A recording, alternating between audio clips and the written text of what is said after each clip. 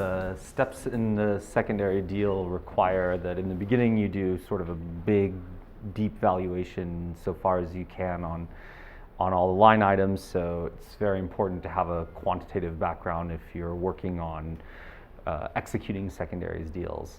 On the other hand, sourcing is extremely relational. These deals aren't just out in the open, so you need access to the limited partners who might be wanting to sell their positions, or you need to know the general partners who might be reaching the term of their fund life or might have found some really fantastic investments, have been able to deploy a bit too quickly. They might need some follow-on on some of the things they've raised. So really, it's secondaries, you need to have sort of a critical eye and also to be able to do things analytically.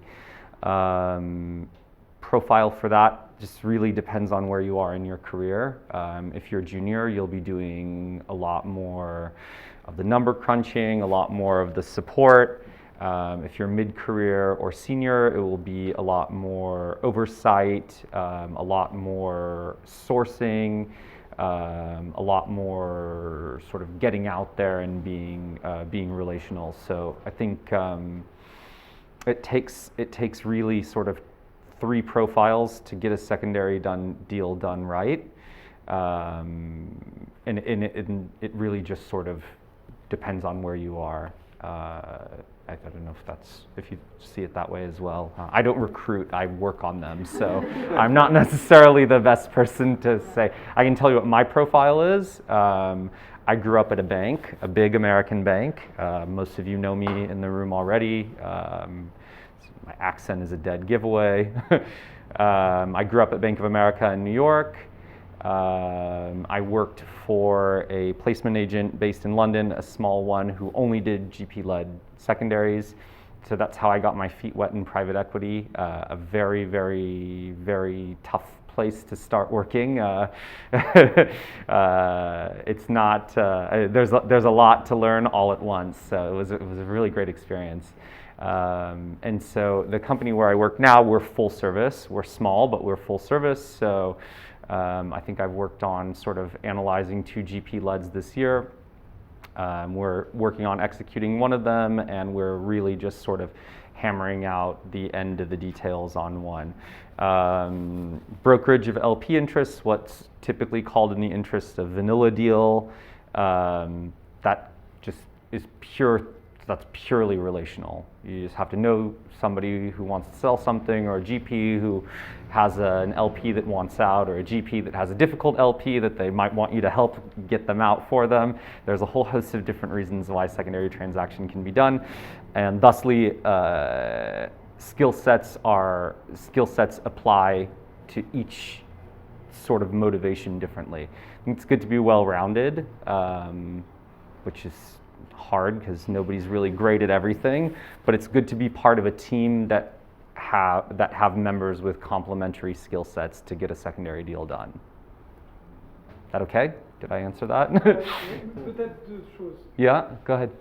Banque of America, c'était M&A plutôt le profil ou c'était? No. It was.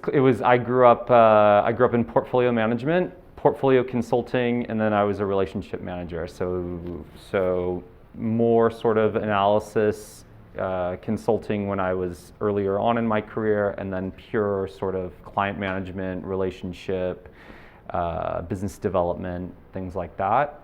So I sort of moved around a little bit. I like to sort of keep myself stimulated. So I don't know. I happen to like secondaries deals quite a bit. I think they're fun.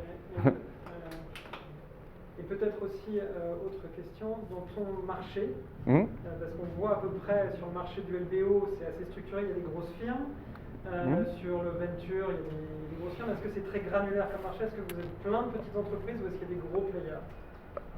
In secondaries, it depends on where you are in the market, right? Because a secondary can be on anything as small as a €5 million LP position in an emerging markets fund that has, most likely going to be purchased with a 60 or 70% discount, to something like a deal that Ardian does that can be, $500 million just in one deal.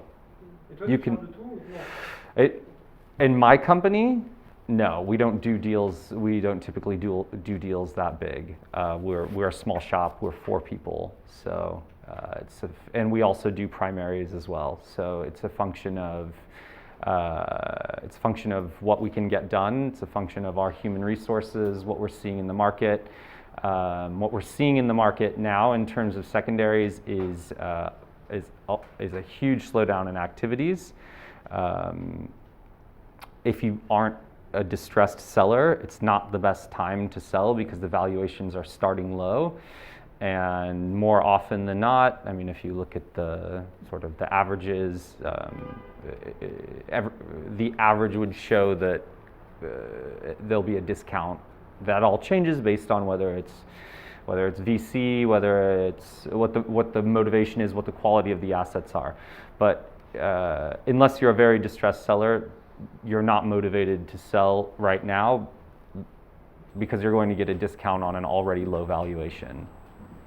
So we are not seeing as much activity that we've seen in years past, and that applies with fundraising as well. Anybody that can sort of hit the brakes right now will.